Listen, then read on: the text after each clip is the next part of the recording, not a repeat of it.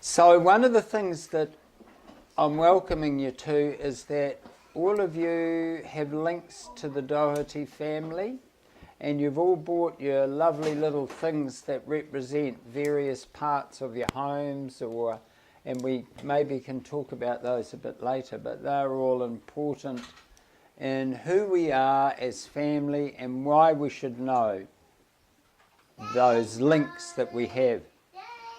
So welcome to Te Wakaiti, and all that stands for. And for the people who are here for the very first time, welcome to a house or a whare that tries to struggle with the issues that this country has to have for all of us to have a future together. So that's why Te Wakaiti's here, that's why this Te Aroha o Te Tangata's here. And so we thought, Sarah and I thought it would be a good place to bring you all together to look at this story. So Sarah, do you want to say what you want to say? I do. Kia ora. Kia ora.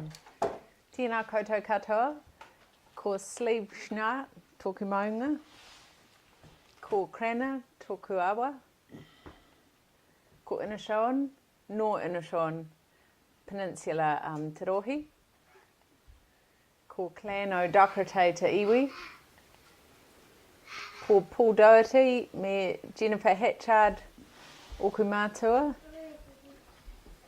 ko John tōku whaiaipo, ko Mitch rawa ko Finn oku tāne, tama, ko Hannah, new daughter-in-law, and I don't know how to say that in Māori. Kia ora.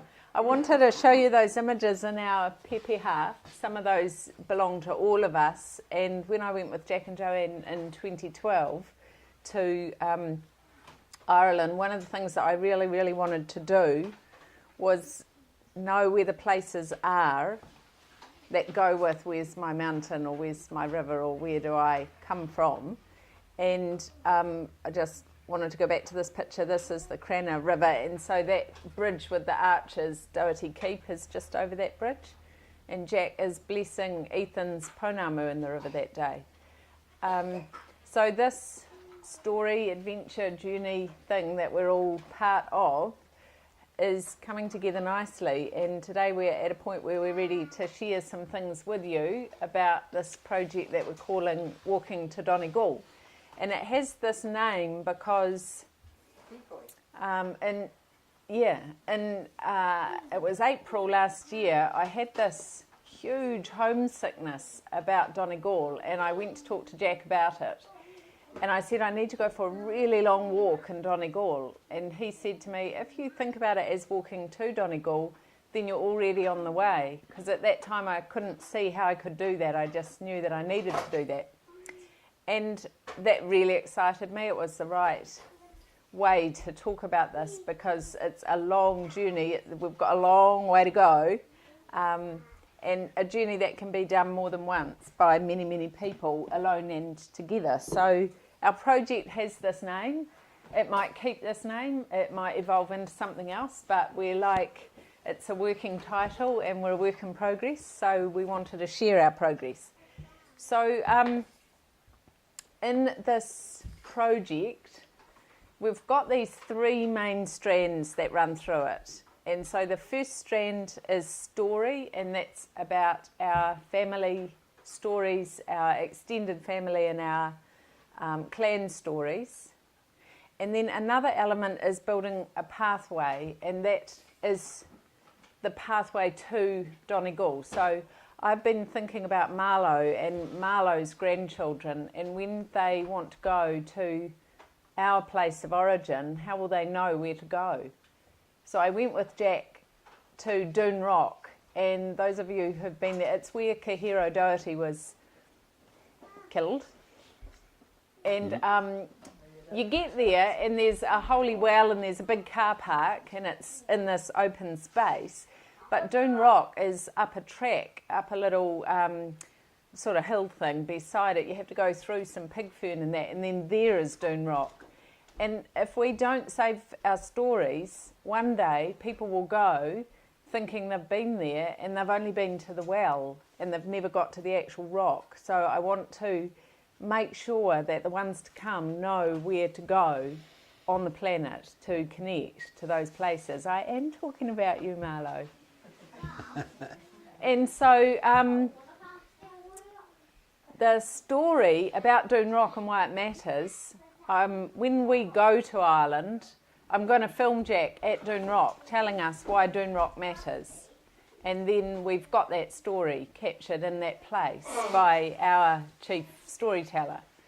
And the idea about the pathway is we all have our stories. So if we think about Carrickabreaky Castle, quite a lot of us have had the privilege to go there, and we all have our own stories from whichever day or days that we've been there. So that's where Ben asked Alice to marry him, or they agreed to marry, or however that went down. But they've got that really special story. So no one has dibs on the stories either. My story is part of the layers just as much as everybody else's story. So how do we build a space that people can keep adding the stories, and when Marlo goes, there might be somewhere that he can add his story, or when he takes his children or grandchildren there.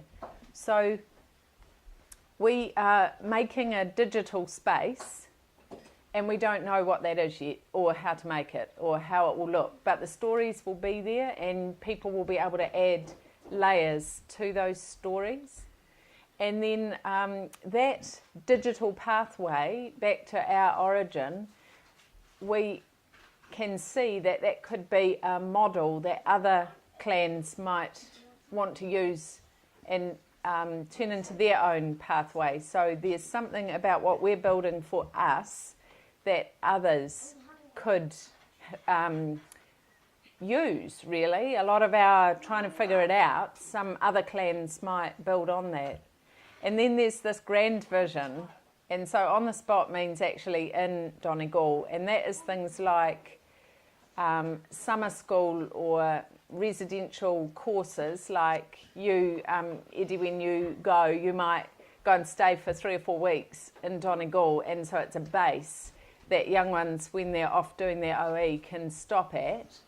But actually not just young ones when I say that, because I'd love to do that too. And then from there, like lots of the stories in place could be explored and enjoyed.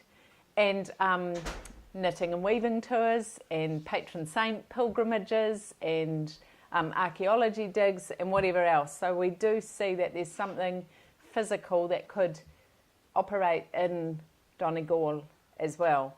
So all of those things fit into the big grand scheme of it all.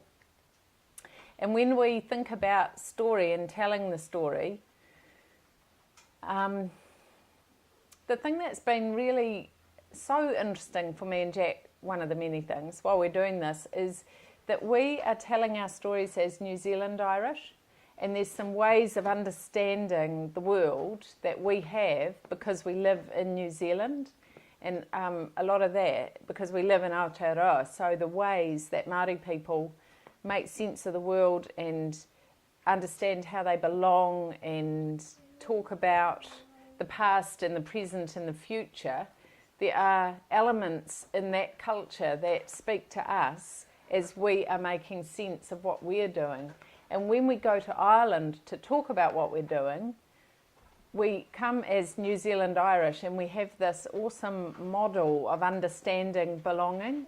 So we're thinking about our family, and when we talk about that, we mean those who descend from Bernard Doherty, so my granddad's granddad, which is Eddie and Tommy and Marlo's great-great-granddad, and Conor and Riley, and Jack's granddad.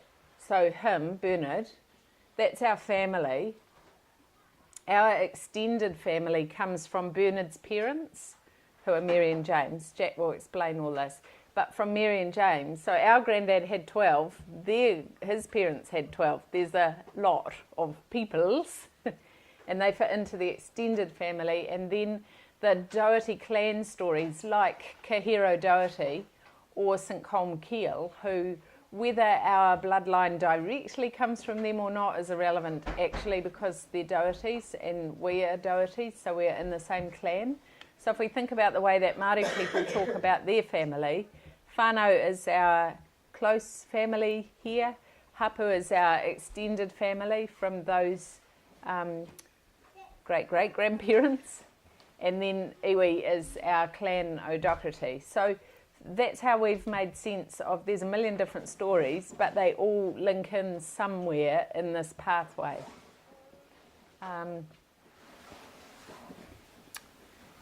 And the last thing that I'll say before Jack gets into the story, and he's going to speak into the hapu space, the extended family story today. When we go to Ireland next month, we're not just having a trip, we're on a story harvesting mission. And so every place we go, you know, there'll be a story to collect. And I'm very amateur with the technology, thank you, Andrew Black. But it is what it is. And when we come back, if it's just crackly videos on an iPhone, it's way more than we've already got right now. And if we never get any more, if this was just one of Jack and Sarah's fabulous ideas, like Paul's camper van, we'll never hold mind, because we've got way more already. Before we even leave New Zealand, we've got more than we had 3 or 4 months ago. So it was so important to us to bring you here, to be together, for you to understand what we're doing and why, and to get your support, because it's quite challenging work to do, as well as superb fun. So in Ireland, we're going places and we'll be recording stories, and they'll fit into all 3 of those categories. And we've been a bit cheeky and sent some emails, and so we're going to be meeting with Kieran Cannon, who is the Minister for the Diaspora, and that's in the Ministry of Foreign Affairs in Ireland. And I met him really briefly here in New Zealand and said to him, I'm working on a family project called Walking to Donegal, and his eyes lit up and he gave me his card and said to be in touch, so why would I let that go? So we're off to see him to talk as well about the pathway idea and the way that other clans could look to that as a potential model. But also there's billions of Dohertys, so it's big enough just on its own.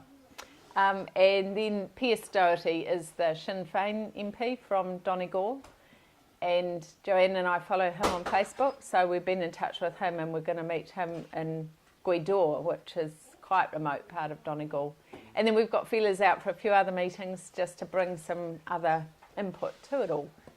So that's what we've done so far in our preparation for being in Ireland. But what we've done so far with family story is heaps more exciting than that. So while Sarah's doing that, I'll let you know, we don't know how long this will go, but there are about 40 slides, and if we talk for a minute on each one, then there's 40 minutes. And we don't want to rush it, and we don't want to take too long telling it either.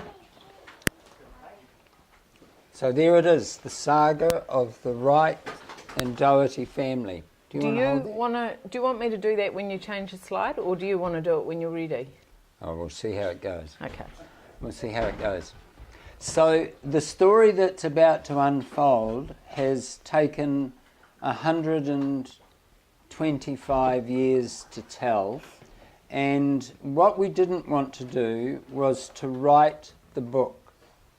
And one day that might get written, but we wanted to tell the story, not for you to read the story. And telling stories is very Irish, cultural, that sort of process, the storyteller. So we thought, let's use modern technology and let's tell this story. And this story is a culmination of information that's been given to the families that are involved by letters, by communicating, by travelling back to Ireland, by stories that have been told here in New Zealand, and different people over that 125 years have been collecting them. And all that Sarah and I are doing is putting them all together so that they never get lost, and so the story gets told for the next generations. I'm the almost last surviving grandson in this story, and I'm the youngest grandson left in this story. I never knew any of the people that I'm going to be talking about, but one of them is my grandfather. So that's what we're talking about. So let's go. Setting the scene. Who comes from where? We thought it was really important that you would know that involved in this story are 4 families.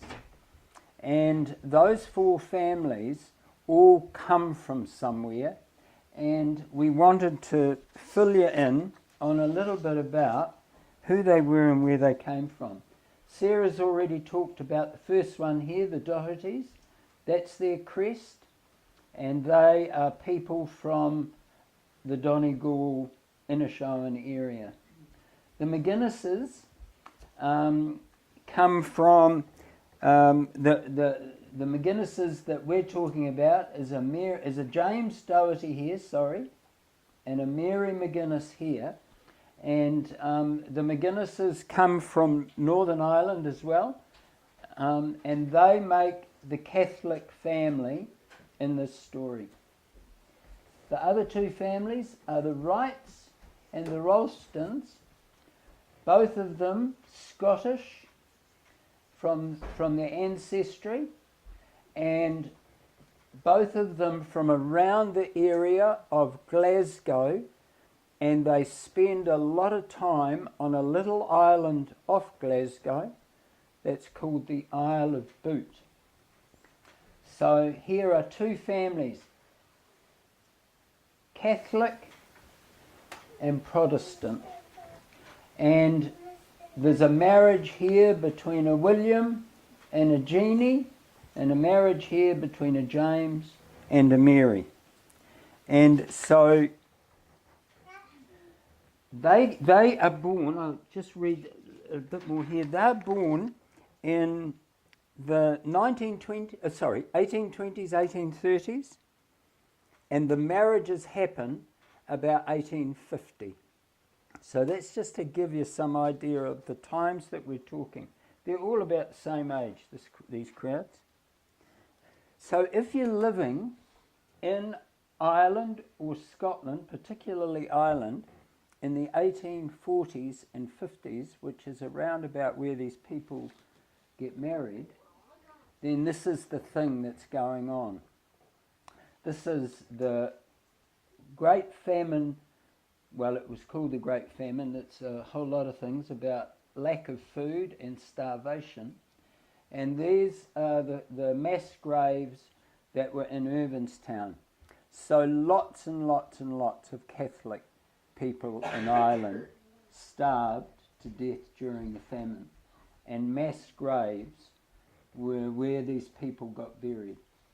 So that would have been the first thing that these young married couples would have had to have been facing. Can you just stop for a second, sorry, Jack? That's all right. Overheated. Oh. You've overheated. No, the camera has. Oh.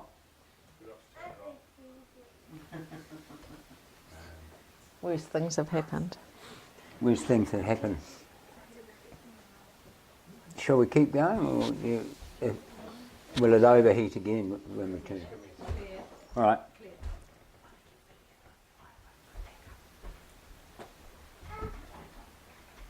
Oh, I still don't want to sit and hold it for 2 hours. So we're getting voice anyway here with you and me. Yeah, all right. Yeah. So we'll just we'll carry on because we might be waiting far too long. Yeah. I've just changed it. All right. Cool. Thank you.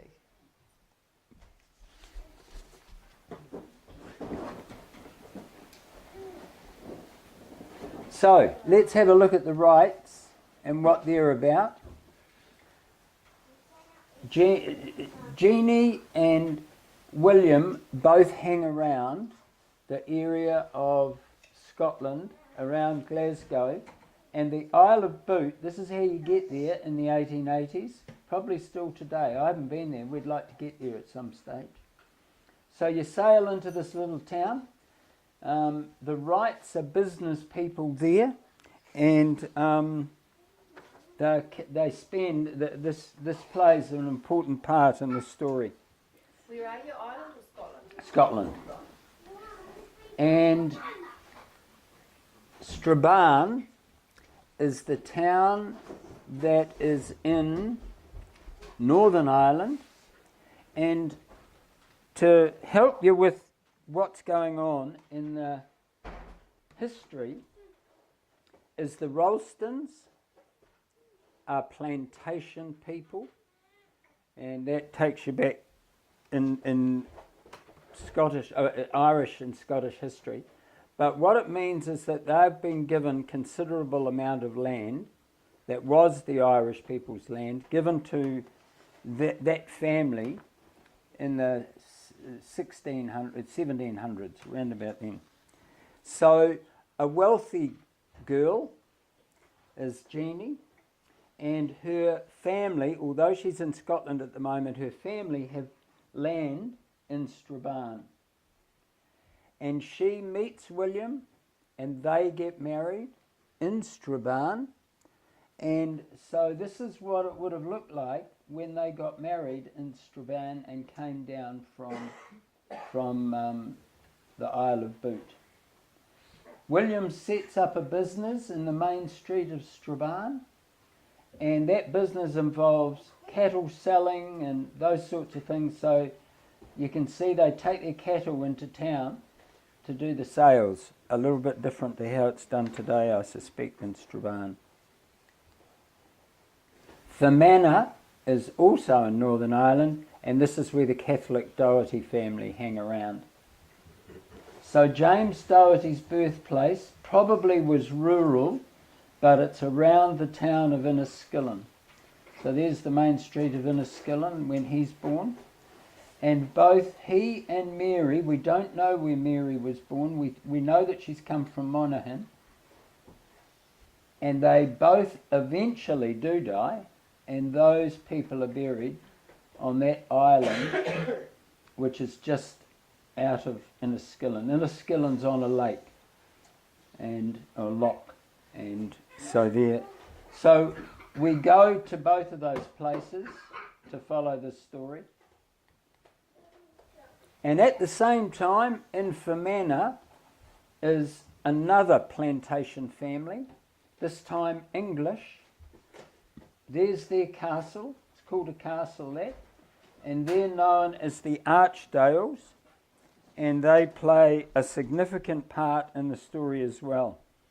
The Archdales are the family that own most of the land in Fermanagh.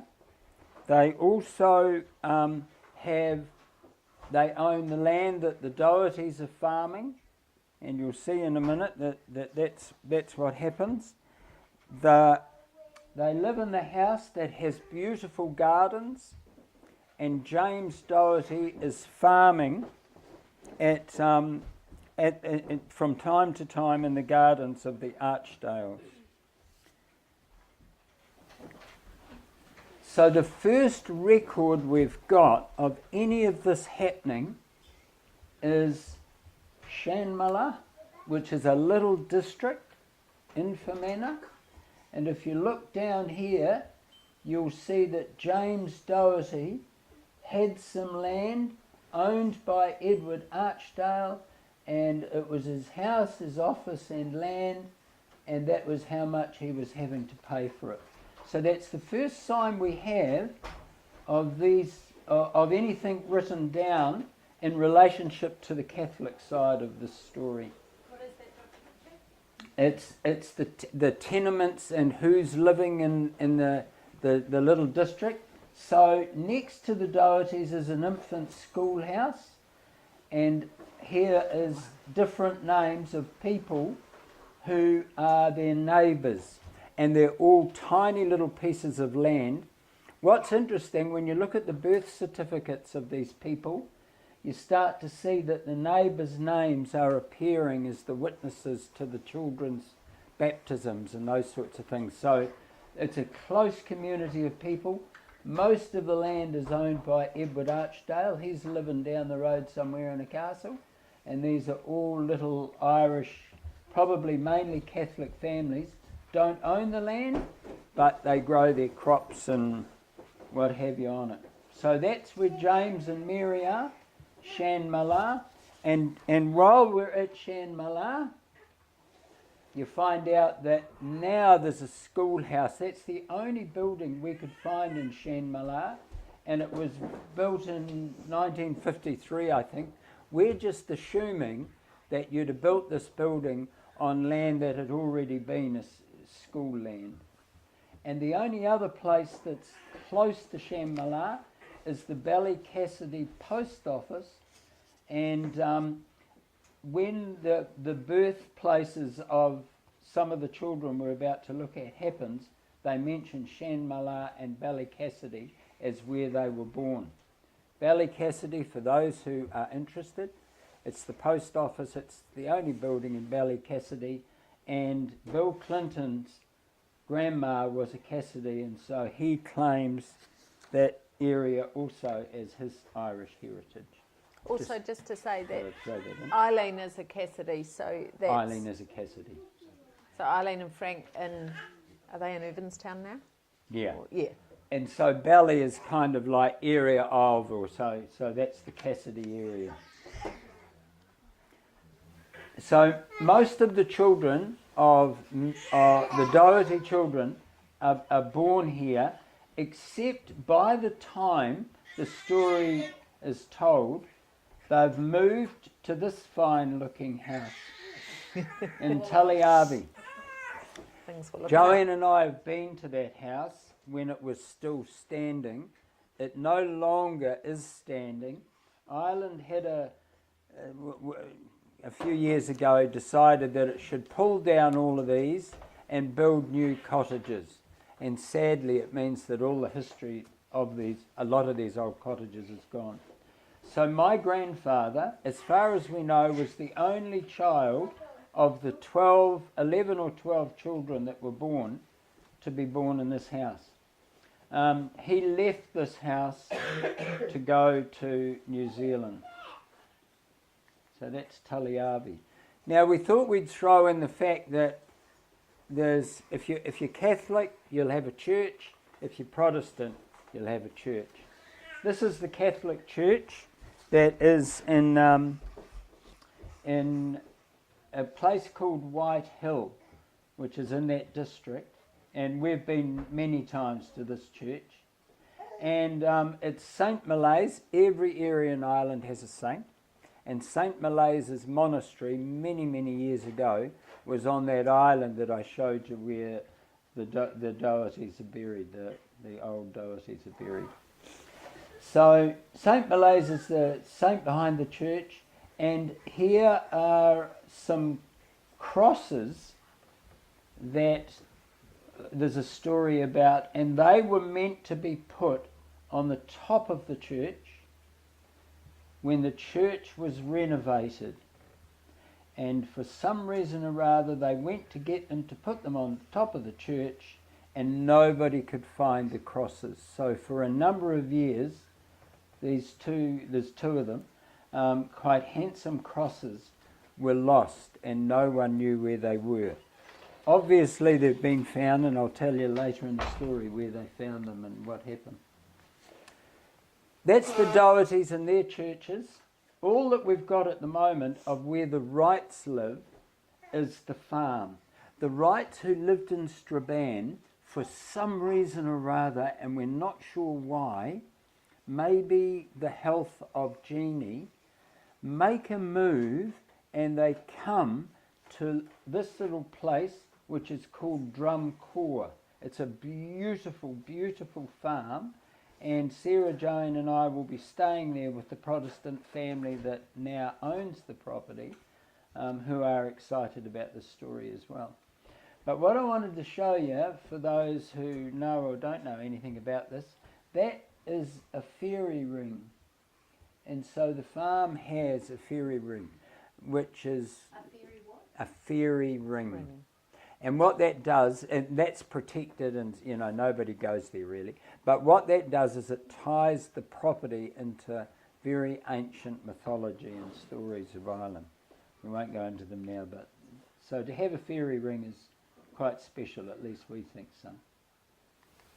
So, and this farm, Drumcore, has on its boundary this church, and this is the Protestant church of the district, and it's in a place called Killadeus, right on the lake, and in its cemetery it has, as you can see, some pretty ancient and ancient and famous in the area, old stone carvings and stone monuments.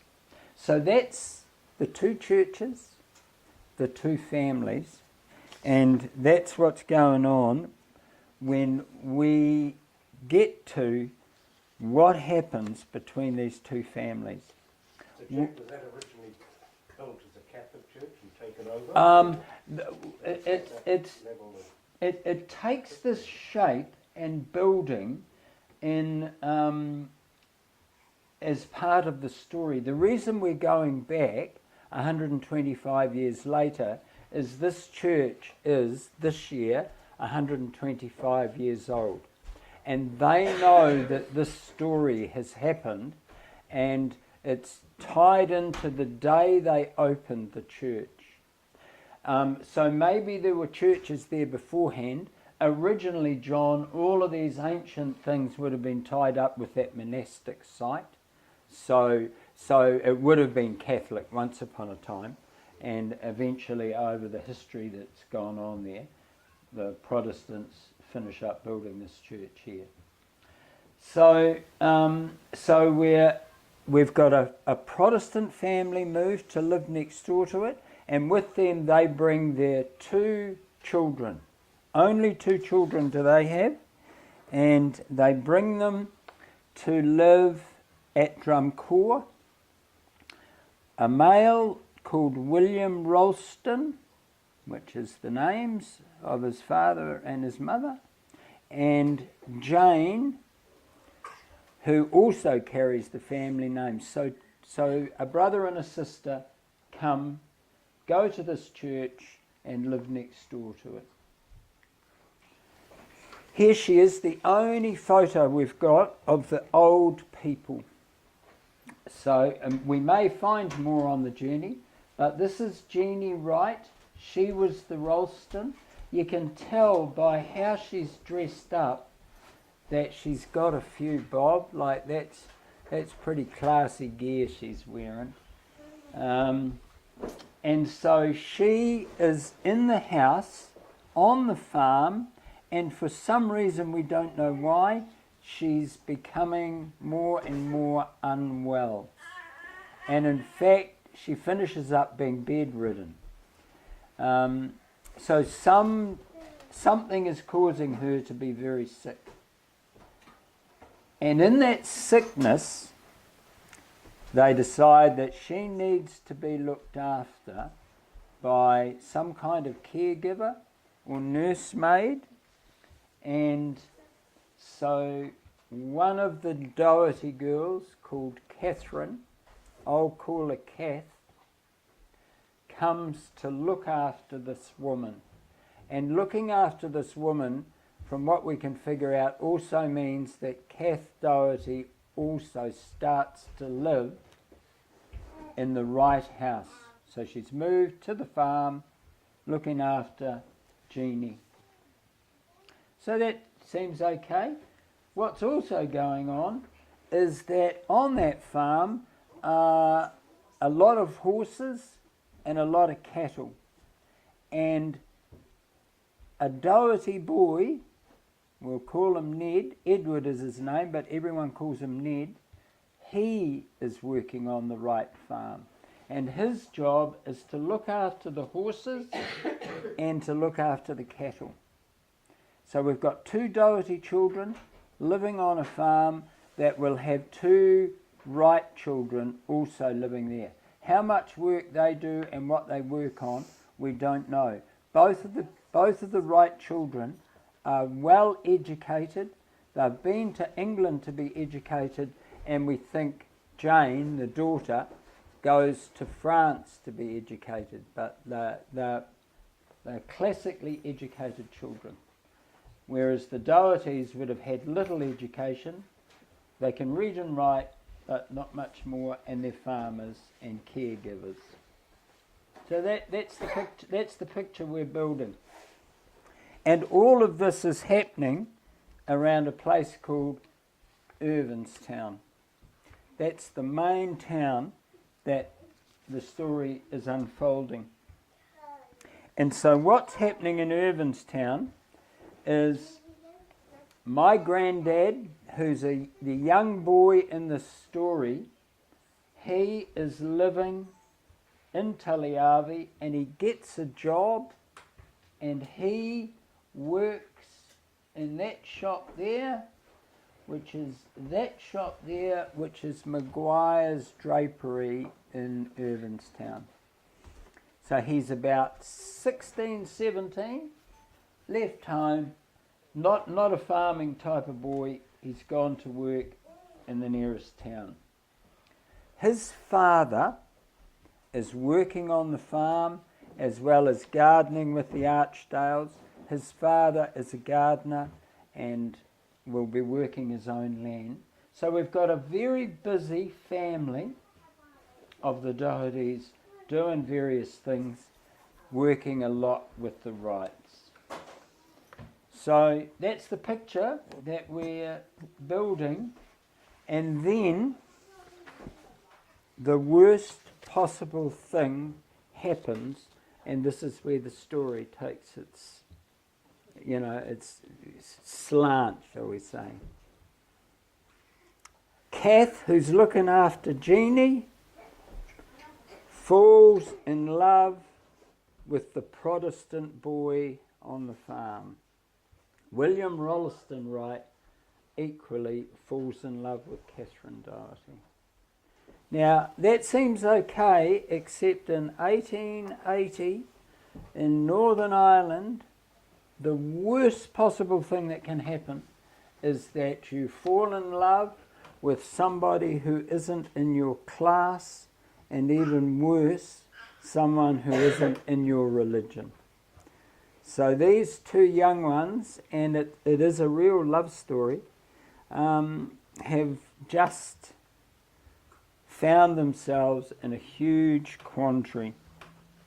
So what happens is they decide to get married. Now, we don't know where the parents are in on the story or not. Whether the old Jeannie is still alive, we don't know.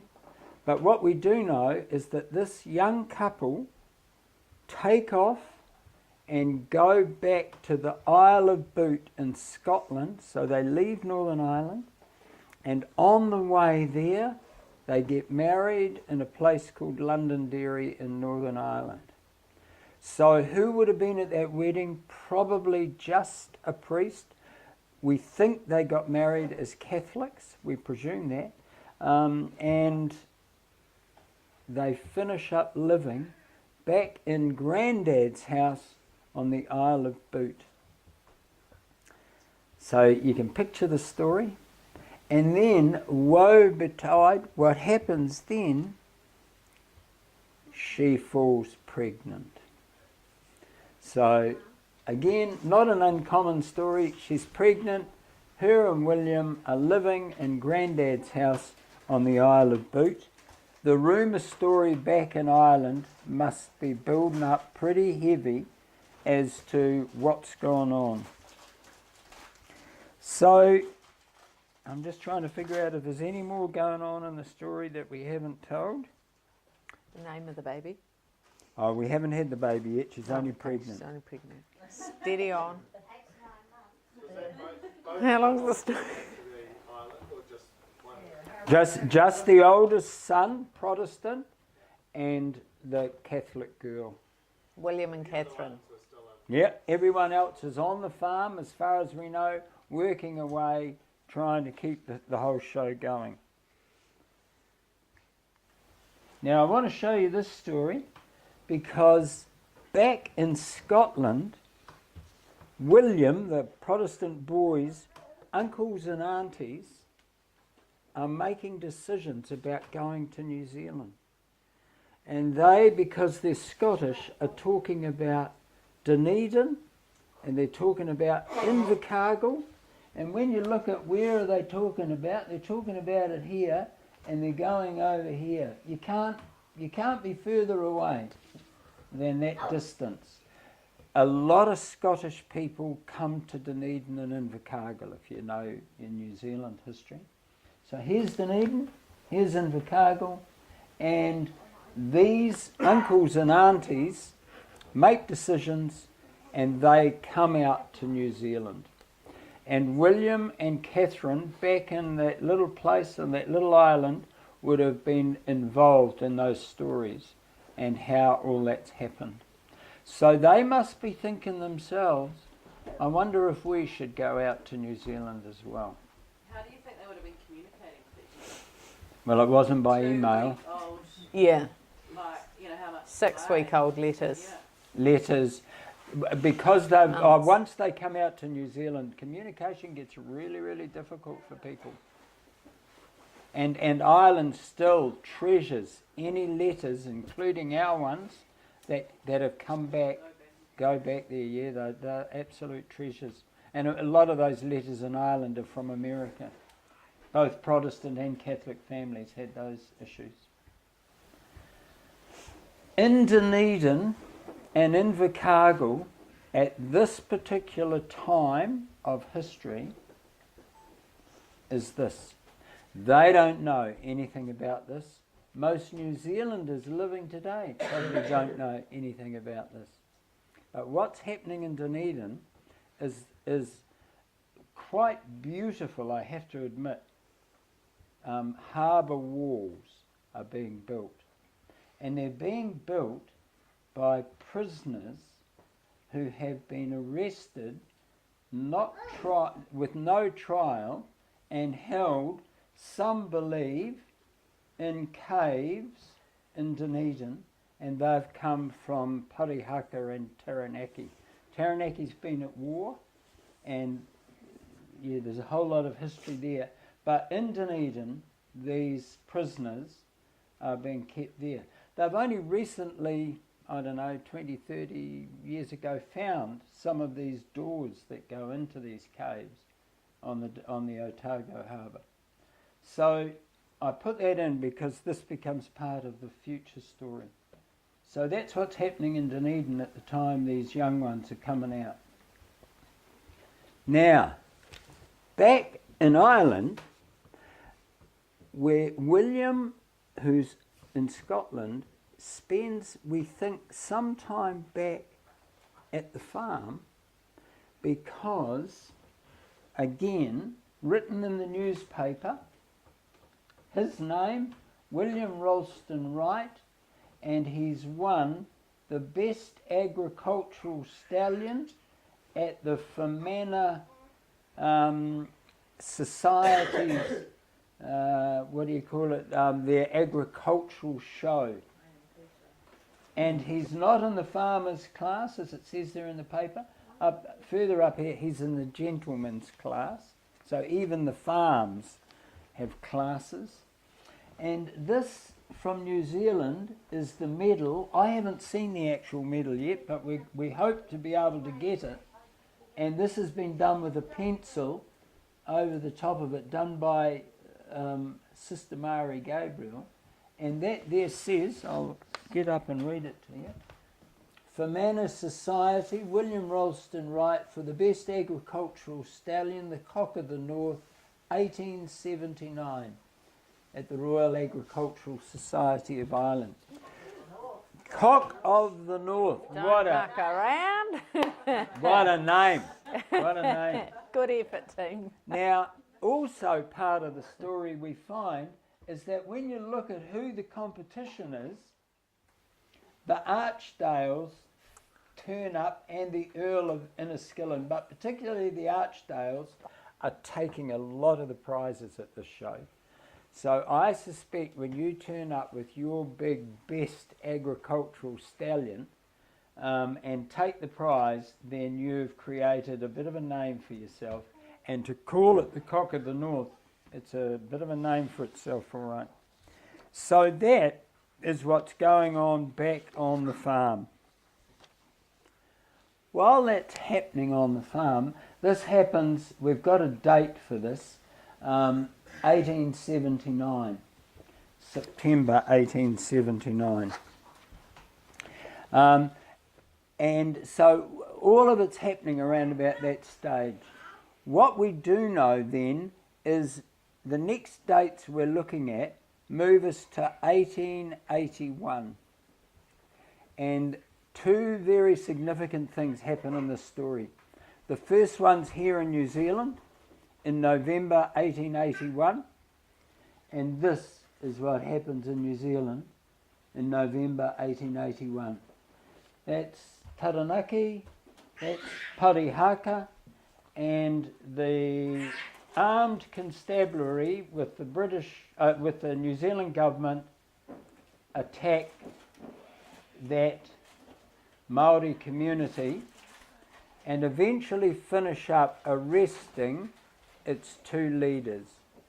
They put up passive resistance, and the two leaders, Te Whiti o Rongamai is one of the leaders, and Tohu Kakahi is the second leader, and they are arrested. All the land in Taranaki has been confiscated because of the war of the land of Taranaki. So that's what's going on in Taranaki, and you'll see how that plays a part in the story. The same month in 1881, the Church of Killideus is consecrated. And here we have the consecration of the church on Tuesday last by the Lord Bishop of Derry, and he talks a little bit in this paper about what happens. We wanted you to look at a couple of things in the paper to set the scene around what's going on in Irvinstown. This little bit here, you won't be able to read it, I won't read it all, is about a woman with a number of children who can't afford to pay her rent, and she's being evicted from the house that she lives in. So the evictions of Ireland are very, very real, very painful piece of history. That's going on that side of the story. This is going on that day. And here it says, education boycotted. I'll read this little bit because it's interesting. It is really that we hear of the science of education being boycotted, and that by a gentleman of education. It appears that last October, a few respectable parties in this town thought it advisable for the information and edification of the youths of the locality to get up what is commonly designated a spelling bee. A committee was formed to carry out the project of entertainment, and this committee, having collected funds to give as prizes to the successful competitors. Having made some other preliminary arrangements, the committee turned their attention to the selection of a place wherein to hold their spelling bee. It was found that the only suitable place was the courthouse. So they applied to Captain Archdale for the permission to hold the bee in the courthouse. Subsequently, they received Captain Archdale's reply, boycotting their contemplated spelling bee, for his reply to their prayer was that who would as soon give the courthouse for a cockfight as for the purpose stated. The courthouse, I should say, is used for band practice room and by travelling showmen. So the spelling bee never happened because Captain Archdale didn't like the people. So we've got scenes of evictions, we've got that scene of just, shall we have a spelling bee? And at the same time the consecration of the church. All in the one day's newspaper. There it is. She's quite a fine, lovely, handsome church actually. And Hopper, for this generation and the one below me, what's consecration mean? The day that it's opened and so... Blessed. Yeah, blessed and opened and... Turns it into a church, not just a building. So have the other brother and sister not They'll- fallen in love yet? Well, if they have, it hasn't been worked on. It's fair to say they're in love by now, date-wise. So what we do know... Yeah, hey, see you, Josh. See you, Josh. What we do know is the day this church is open, it's a bit of a stormy weather.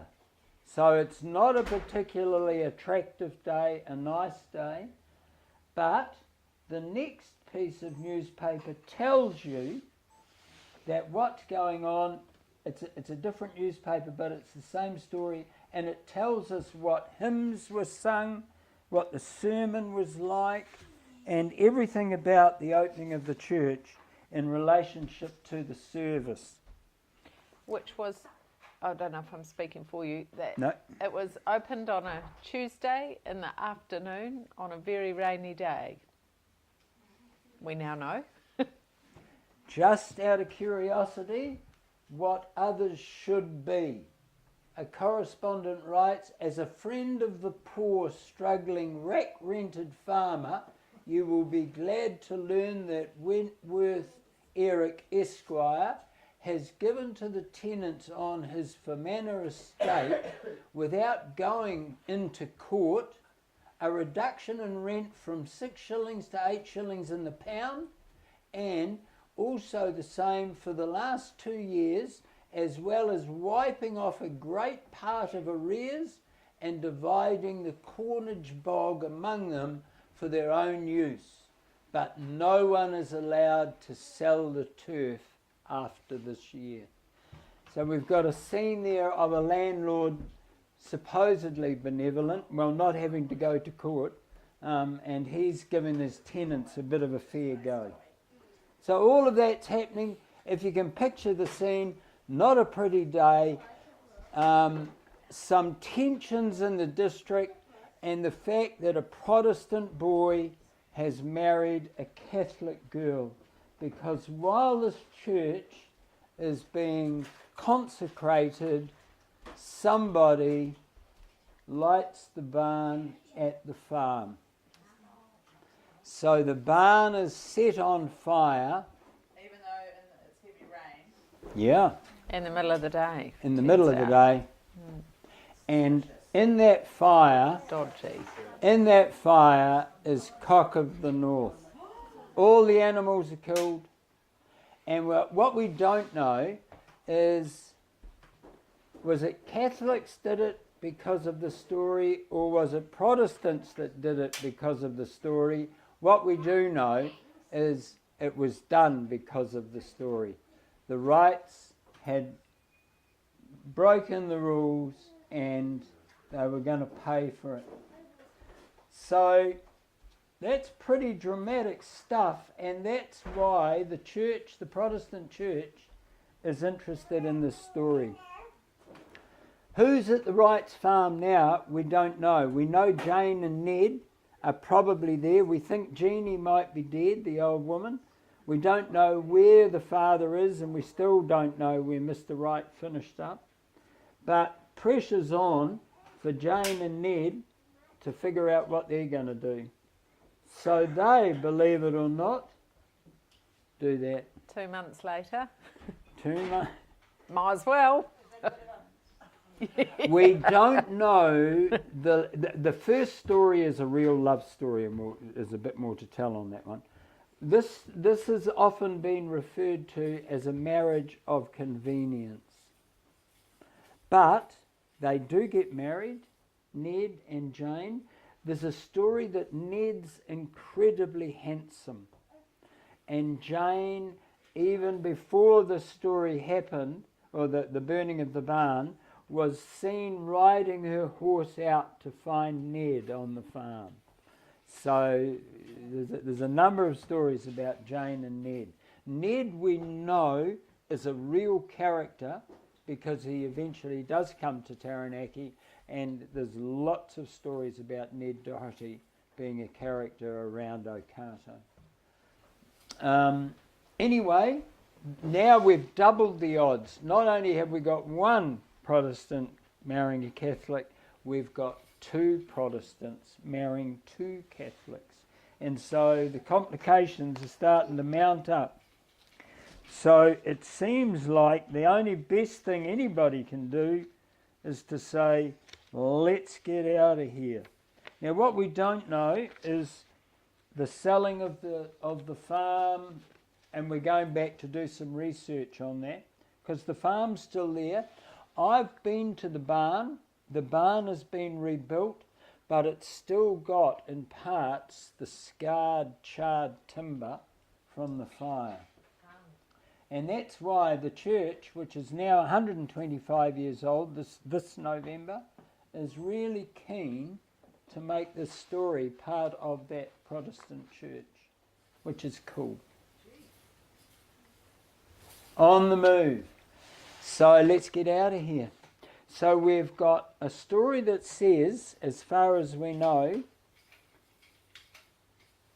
two couples married, one now with two children. So back in Scotland, another baby has been born. So we've got Kath and William and two wee baby girls. One's called Jeannie, named after the old grandma, and the other one is called Daisy. And they are seriously thinking of coming to New Zealand. We've got Jane and Ned, and Jane as yet isn't pregnant, but is about to become pregnant, and her also coming to New Zealand. And we think another couple or somebody was going to be coming with them and made a decision that they wouldn't, and that meant my grandfather took that ticket, and he enters the scene. They talk about him coming out from that little cottage that I showed you where he was born. He put a shovel over his shoulder and he walked from that house on to head out to the boat, and he never looked back. How old was that? About 17. It wasn't Yeah. a short, quick decision. Like Well, it might have been. after the boat sailed, he decided. You get the We don't feeling know that the pressure's on for these kids to get the hell out of here. But it was nearly a year till they sailed Yep, after the fire. yep. Did he hand his notice in at the draper's shop? Good question. I'm just Ask- imagining them all. Ask Mr. Maguire. You'd have to ask Mr. Maguire.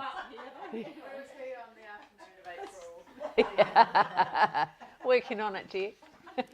So we've still got some research to do.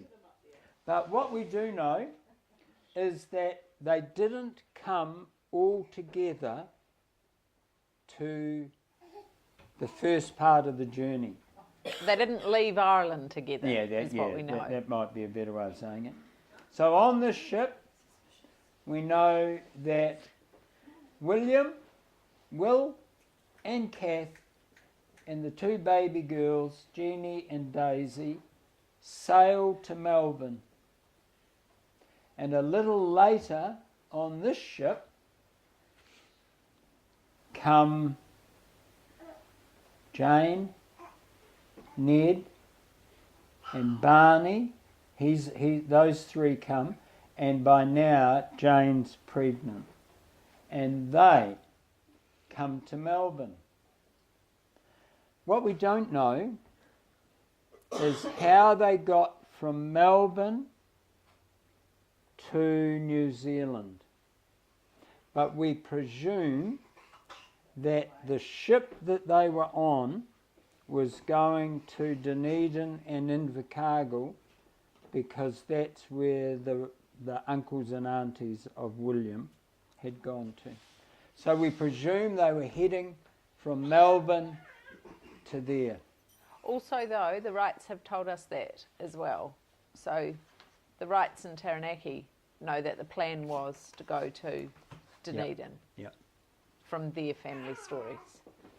Or Invercargill, down there, we don't know which. However,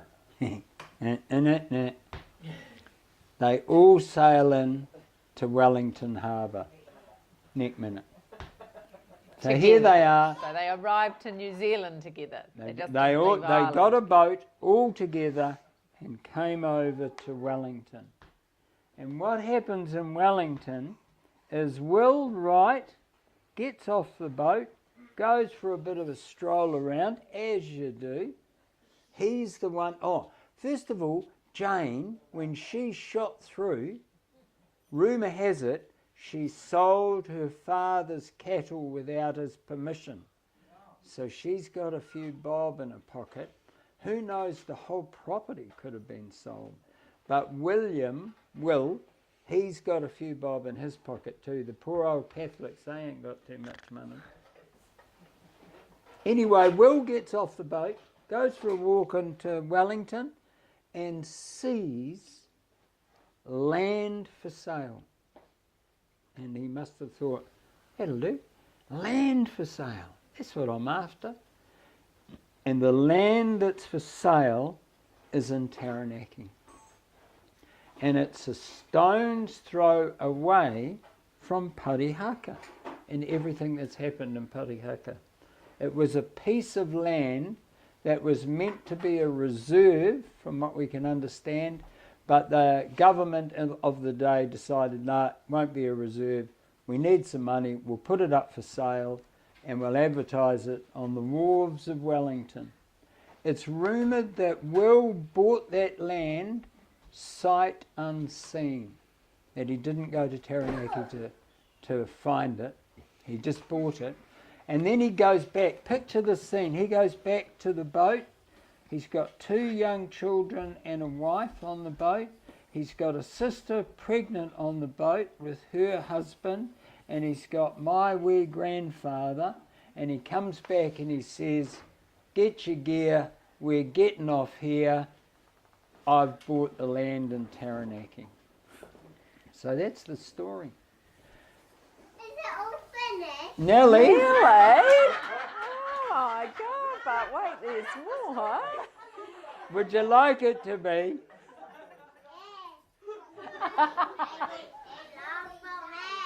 It is a long story. It's too long for me.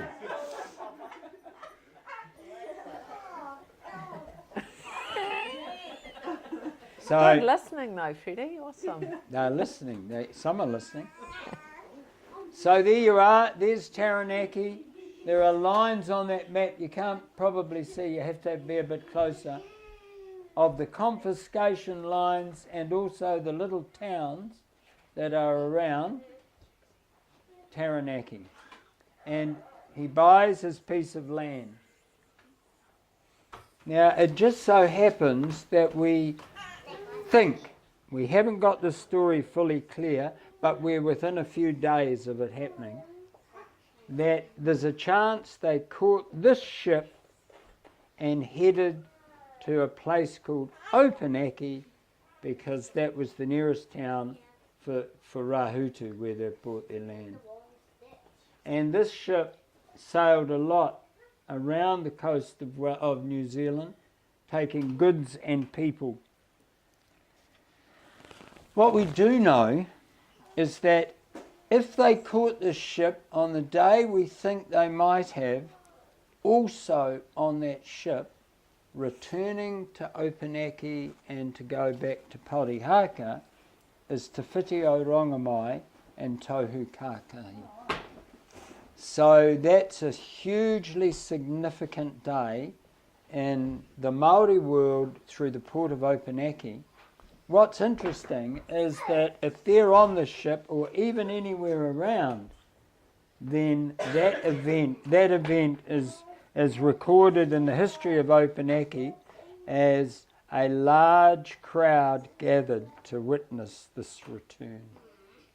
So that's how we think the Wrights and the Dohertys entered into Taranaki in 1883. We're talking about on one of the stories is told that it was on the SS Stella. So let's have a look at what it looks like. Here's Rahutu's Main Street in 1880. It's fortunate. It hasn't changed a lot. Fortunately, the first building they built was a pub. So when this is probably before the Wrights get here, but it's one of the early photos of Rahutu. Here are the neighbours. Here's the bell tents of all the armed constabulary that are based in Rahutu in the 1880s. And these people live across the road from the farm that William Wright has bought. And this is home at Wairarapa. So there is neighbours, the military and the Māori, and a few farming families that have come as settlers in amongst that scene. God, I bet they're thinking, what have we done? What would you be thinking? You've already run away from a burning barn and God knows what all, and this is what they've come to. They say, this isn't uncommon for migratory people, still today probably, is a lot of them turned to face where they thought Ireland was and reminisced. They were just heartbroken, homesick, even though what had happened to them. They wouldn't have known what had happened. No, they knew. They just walked into all of this. They just bought a farm. They just bought a farm, yeah. And look at it. She's pretty rugged. It's all fern country and what's interesting is they build the first house, and in a very short period of time, within the first year, the house they've built has burnt down. So another fire for them. Well, I'm not going to ask them. Well. And one of the jobs that Will Wright did, and so did his father do, back in Scotland, was they were business people. Like, as I say, they set up their businesses. One of their businesses was insurance. So that would have been early days of insurance. And what happens is that first house that burns down, he's got insurance on it. So he's no mug. That makes you a bit suspicious. So he gets money from the burning down of his first house. So what then happens is two of the old buildings that housed the military, all of those armed constabulary men that were there, are pushed together and this house is built. It's called Waitaha, and as you can see, a flax factory. He builds the first way they make money is by flax, and it's one of the many homesteads that's built in the area for by the settlers. So there's the stream, Waitaha stream, and those neighbours aren't too far away, I'd say. And there it is around the 1900s, and here it is. It's still in existence today. It runs as a B&B. Here, when it's running like this, Kath keeps having children and she produces a lot of children, and we won't go into all of them, but she dies from a miscarriage on St. Patrick's Day, and it must have been an incredibly impacting day because we've got quite a few stories about her death. But what's interesting is that house became known, rather than Waitaha, it became known as St. Catherine's house. It was a house of hospitality, it was a house of music, it was a house where everybody came, and in the course of that, she was obviously pretty special, and it was known as St. Kath's house. Is that house still in the right? Yeah, still there. Joanne, We went and stayed there. we a couple of stayed months there. ago. We stayed there. Yeah, just a couple of months ago. It's a B&B. What we know got left behind. Doherty children got left behind in Ireland, and the family cousins are still there from those families. But we know in 1901, James Doherty, his son, so that's my great-grandfather, his son James, his son Hugh, and his granddaughter Minnie are living in the house at Taliavi, and by 1911 there's now just the two sons. So my great-granddad has died between 1901 and 1911. We don't have a date for it. So the Wrights went on and did all sorts of things. William became famous in the world of his community. He became famous in the world of dairy farming. He brought some of the first Frisian cows into New Zealand. So there's a lot happened in the life of the Wright family and still goes on around Rahutu. They built this after the First World War in Rahutu, still there today, and William is responsible for donating, I think it was gold originally, the crown on the top of it. So that's his monument that's there. After that after his first wife, Kath, dies, he marries Elizabeth, and here he is, and here she is, and she becomes quite famous. Although she has no children of her own, she becomes famous for her work in the Plunket Society of New Zealand, or certainly in the district. Barney Doherty, he's arrived as a young man. He's lived at this house, and he eventually finds a bride. Her name is Lizzie Whelan, and her father was one of those armed constabulary men that you saw in the picture, and they come to Wellington, where they get married at St. Mary's of the Angels, where my father and mother got married, and where I got married.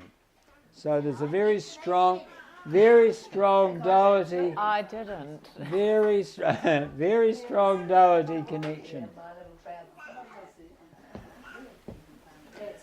Now, what we also know, just going back to that, what we also know is Jane and Ned, they got married, eventually had 3 children, and lived around the Taranaki area, and Jane became very involved in education, and she, from her classical education back in the continent, she becomes strongly directed for technical education in this country.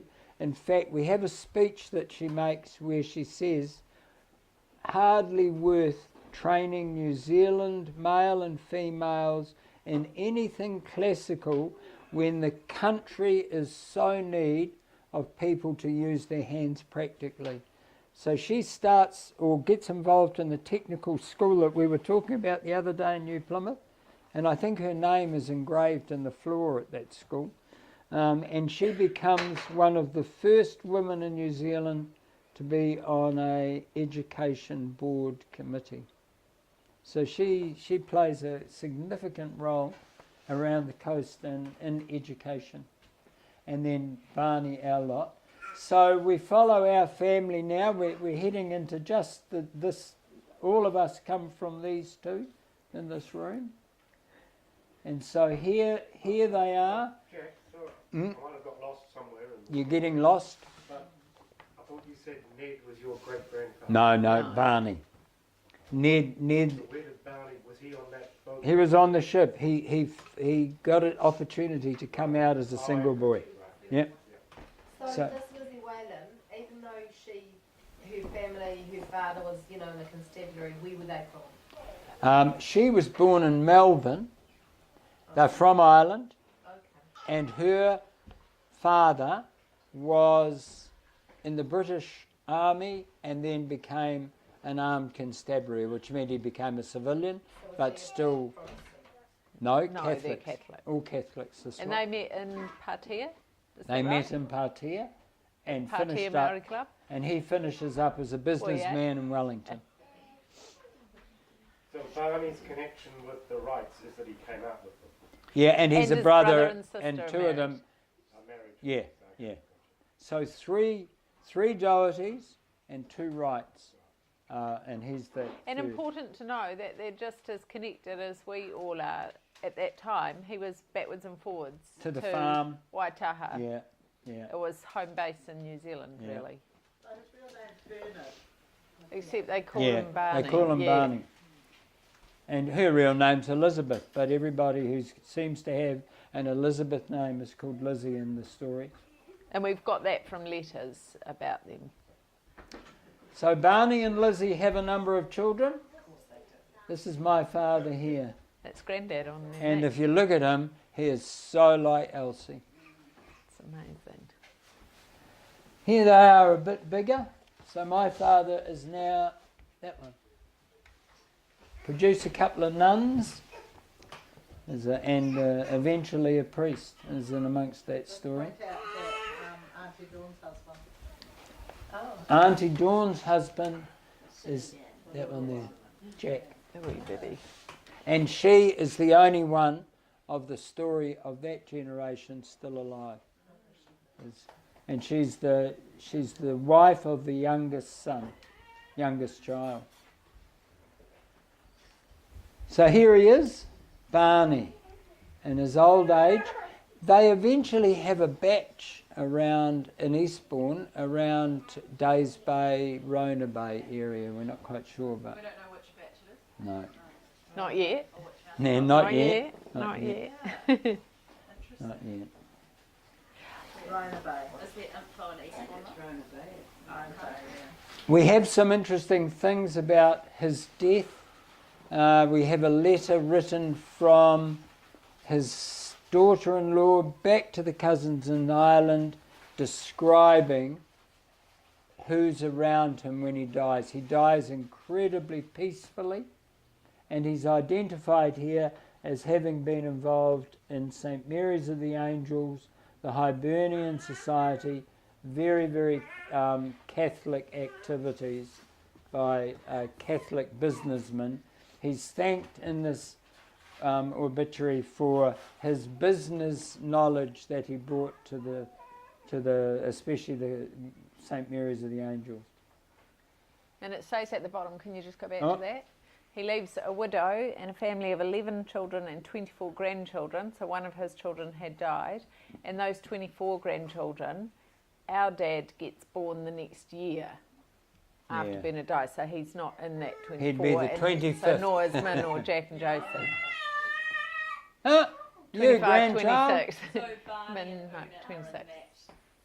Yes. Yeah, they're already They're in the alive. 24. Barney's 10 years old when Granddad dies. Desmond was in that 20. Yeah. Yeah.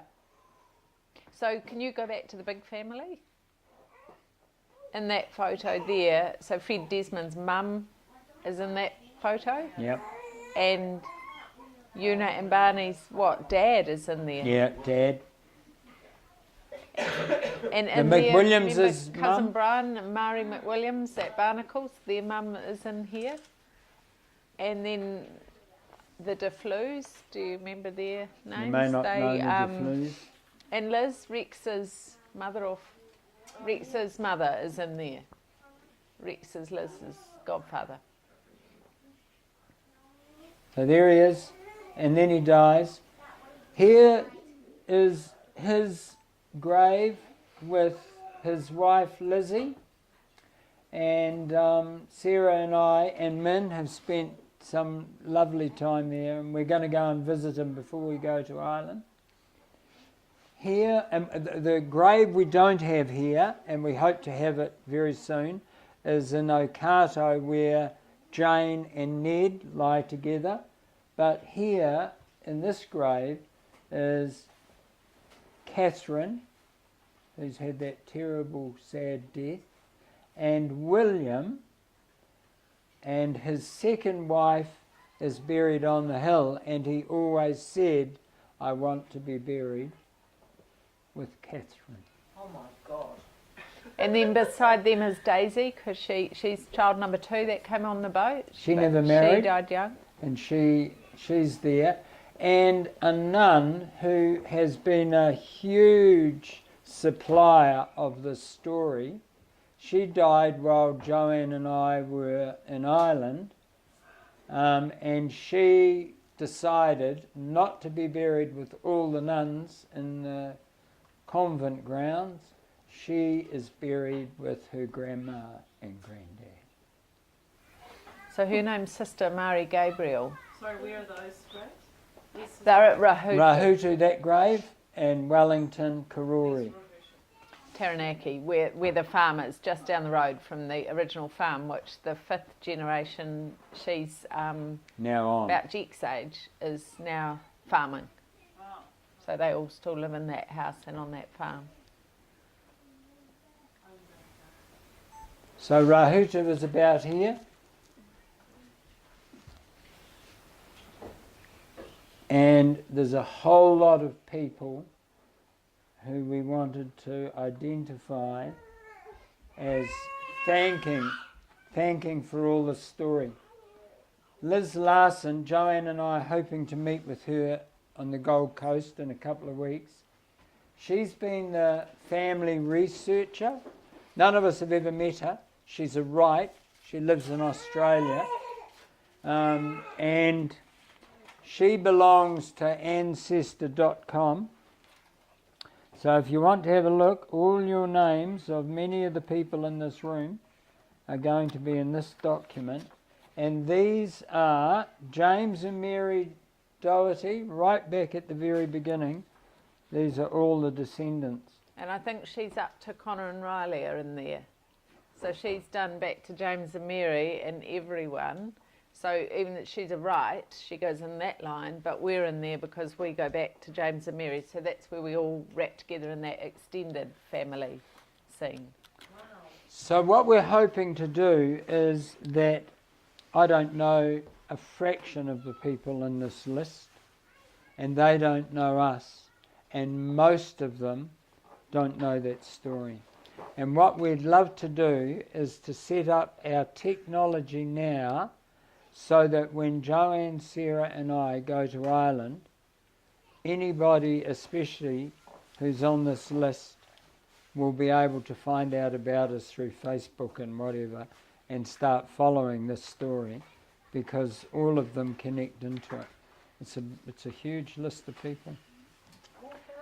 So People live stream. Hey? yeah, You know how Well- funerals are live streamed even. How does that? yeah, we'll figure that out Is that because how you yeah. do that? So Well, initially, some of it, or just follow yeah. what we're doing. so just follow what we're doing, may be the simplest thing. Yeah, Yeah. yeah, Yeah. yeah. Yeah. And so currently, as we find our learning edge, we do have a blog, we have a Gmail, we have a Facebook, we have an Instagram. Oh, I think we've got a YouTube channel as well. Ha! But they've all only got a front page, and I don't know how to work them yet, so that's the next thing to learn. But so that slots into the extended family story, and really it just comes to Barney and Lizzie at the end, which becomes our family story. So one of the things that I really want to do is a heritage trail around Wellington, like where did they land? Where did ships come in at that time?